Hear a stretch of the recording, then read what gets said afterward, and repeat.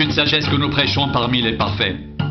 Sagesse qui n'est pas de ce siècle, ni des chefs de ce siècle qui vont être réduits à l'impuissance.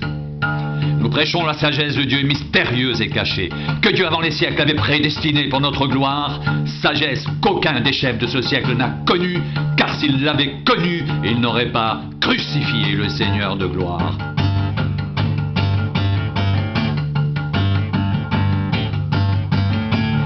Mais comme il est écrit, ce sont des choses que l'œil n'a point vues, que l'oreille n'a point entendues, qui ne sont point montées au cœur de l'homme, des choses que Dieu a préparées pour ceux qui l'aiment. Dieu nous les a révélées par l'Esprit.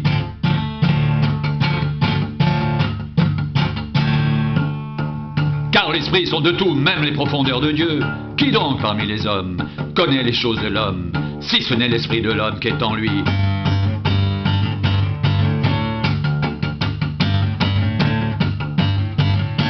De même, personne ne connaît les choses de Dieu, si ce n'est l'Esprit de Dieu. Or, nous n'avons pas reçu l'Esprit du monde, mais l'Esprit qui vient de Dieu, afin que nous connaissions les choses que Dieu nous a données par sa grâce. Et nous en parlons non avec des discours qu'enseigne la sagesse humaine, mais avec ceux qu'enseigne l'Esprit, employant un langage spirituel pour les choses spirituelles.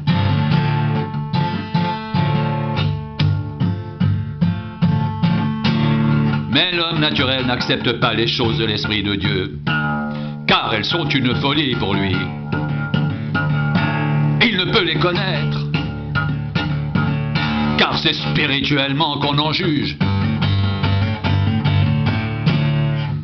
L'homme spirituel, au contraire, juge de tout, et il n'est lui-même jugé par personne, car qui a connu la pensée du Seigneur pour l'instruire? Or nous avons la pensée de Christ.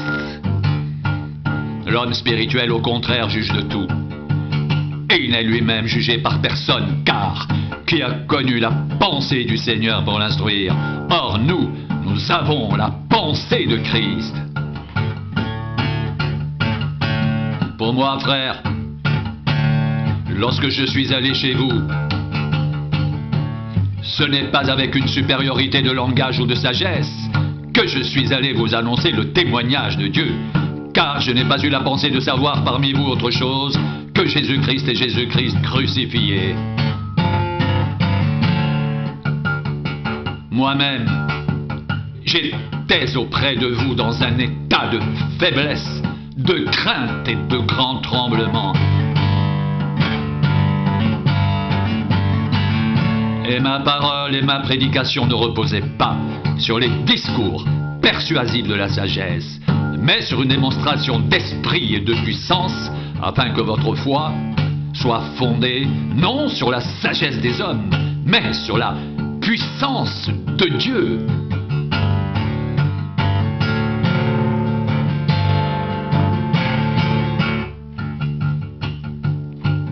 Ma parole et ma prédication ne reposaient pas sur les discours persuasifs de la sagesse, mais sur une démonstration d'esprit et de puissance, afin que votre foi soit fondée non sur la sagesse des hommes, mais sur la puissance de Dieu. Ce n'est pas pour baptiser que Christ m'a envoyé. C'est pour annoncer l'évangile, et cela sans la sagesse du langage, afin que la croix de Christ ne soit pas rendue vaine. Car la prédication de la croix est une folie pour ceux qui périssent, mais pour nous qui sommes sauvés, elle est la puissance de Dieu. Aussi est-il écrit: je détruirai la sagesse des sages, et je rendrai nulle l'intelligence des intelligents.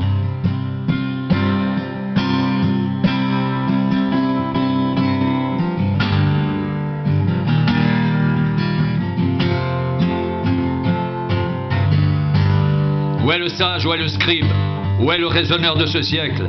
Dieu n'a-t-il pas convaincu de folie la sagesse du monde? Car puisque le monde avec sa sagesse n'a point connu Dieu, il a plu à Dieu dans sa sagesse de sauver les croyants par la folie de la prédication. Les Juifs demandent des miracles et les Grecs cherchent la sagesse. Nous prêchons Christ crucifié, scandale pour les Juifs et folie pour les païens, mais puissance de Dieu et sagesse de Dieu, pour ceux qui sont appelés tant juifs que grecs. Car la folie de Dieu est plus sage que les hommes, et la faiblesse de Dieu est plus forte que les hommes.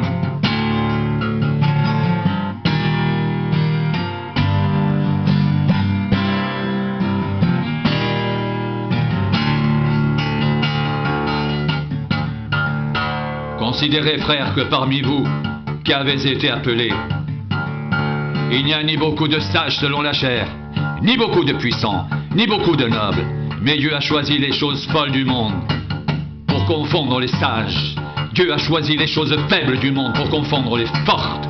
Et Dieu a choisi les choses viles du monde et celles qu'on méprise, celles qui ne sont point, pour réduire à néant celles qui sont, afin que personne ne se glorifie devant Dieu. Or, c'est par lui que vous êtes en Jésus-Christ, qui par la volonté de Dieu a été fait pour nous sagesse, justice, sanctification et rédemption, afin, comme il est écrit, que celui qui se glorifie dans le Seigneur.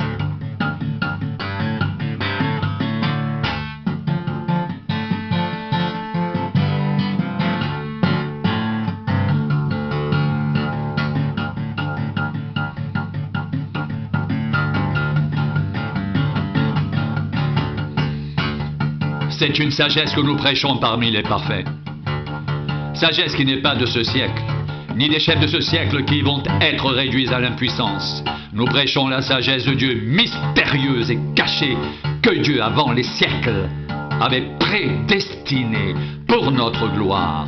Sagesse qu'aucun des chefs de ce siècle n'a connue. Car s'il l'avait connue, il n'aurait pas crucifié le Seigneur de gloire.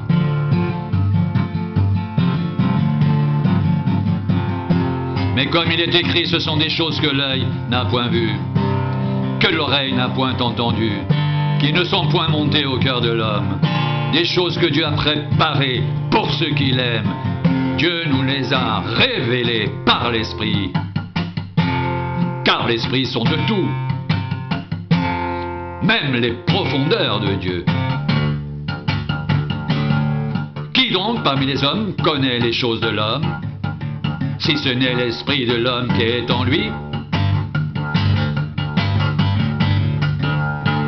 De même, personne ne connaît les choses de Dieu, si ce n'est l'esprit de Dieu. Or, nous n'avons pas reçu l'esprit du monde, mais l'esprit qui vient de Dieu, afin que nous connaissions les choses que Dieu nous a données par sa grâce. Et nous en parlons non avec des discours qu'enseigne la sagesse humaine, mais avec ceux qu'enseigne l'Esprit, employant un langage spirituel pour les choses spirituelles.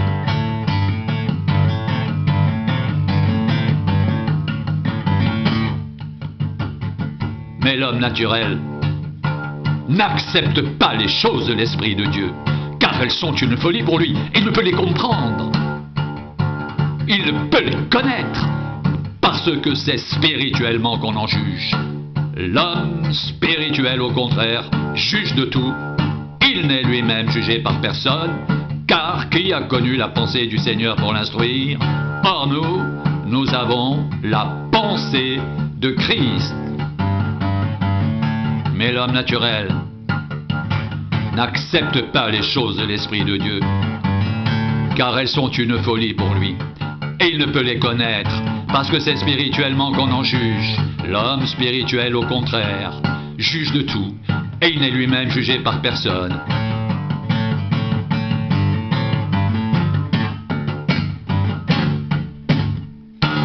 Car qui a connu la pensée du Seigneur pour l'instruire? Or nous avons la pensée de Christ.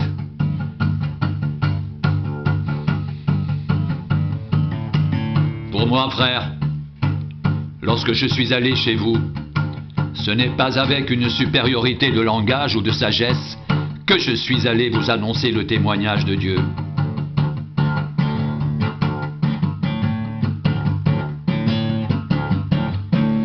car je n'ai pas eu la pensée de savoir parmi vous autre chose que Jésus-Christ et Jésus-Christ crucifié. Moi-même, j'étais auprès de vous dans un état de faiblesse, de crainte et de grand tremblement. Et ma parole et ma prédication ne reposaient pas sur les discours persuasifs de la sagesse, mais sur une démonstration d'esprit et de puissance, afin que votre foi soit fondée non sur la sagesse des hommes, mais sur la puissance de Dieu. Ma prédication, ma parole ne reposait pas sur les discours persuasifs de la sagesse, mais sur une démonstration d'esprit et de puissance, afin que votre foi soit fondée non sur la sagesse des hommes, mais sur la puissance de Dieu.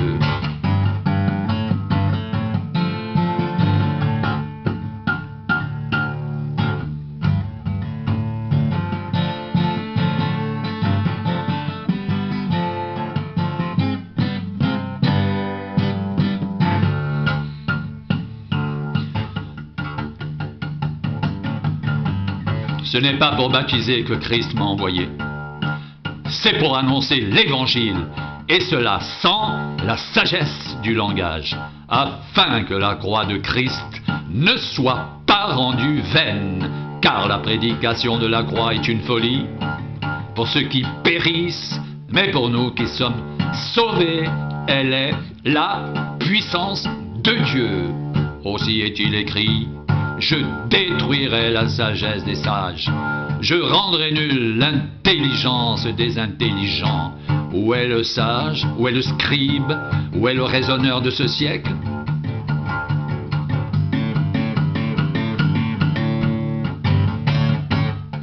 Dieu n'a-t-il pas convaincu de folie la sagesse du monde? Car puisque le monde avec sa sagesse n'a point connu Dieu, il a plu à Dieu dans sa sagesse de sauver les croyants par la folie de la prédication. Les Juifs demandent des miracles et les Grecs cherchent la sagesse. Nous prêchons Christ crucifié, scandale pour les Juifs, folie pour les païens, mais puissance de Dieu et sagesse de Dieu pour ceux qui sont appelés tant juifs que grecs, car la folie de Dieu est plus sage que les hommes, et la faiblesse de Dieu est plus forte que les hommes. Considérez, frères, que parmi vous qui avez été appelés, il n'y a ni beaucoup de sages selon la chair, ni beaucoup de puissants, ni beaucoup de nobles. Mais Dieu a choisi les choses folles du monde pour confondre les sages. Dieu a choisi les choses faibles du monde pour confondre les fortes. Dieu a choisi les choses viles du monde, celles qu'on méprise, celles qui ne sont point, pour réduire à néant celles qui sont, afin que personne ne se glorifie devant Dieu. Or, c'est par lui que vous êtes en Jésus-Christ, qui par la volonté de Dieu a été fait pour nous sagesse, justice, sanctification et rédemption, afin, comme il est écrit, que celui qui se glorifie dans le Seigneur. Que celui qui se glorifie dans le Seigneur. Que celui qui se glorifie dans le Seigneur. Que celui qui se glorifie dans le Seigneur. C'est par lui que vous êtes en Jésus-Christ, qui par la volonté de Dieu a été fait pour nous sagesse, justice, sanctification et rédemption, afin, comme il est écrit, que celui qui se glorifie dans le Seigneur. Que celui qui se glorifie dans le Seigneur, dans le Seigneur, dans le Seigneur, dans le Seigneur.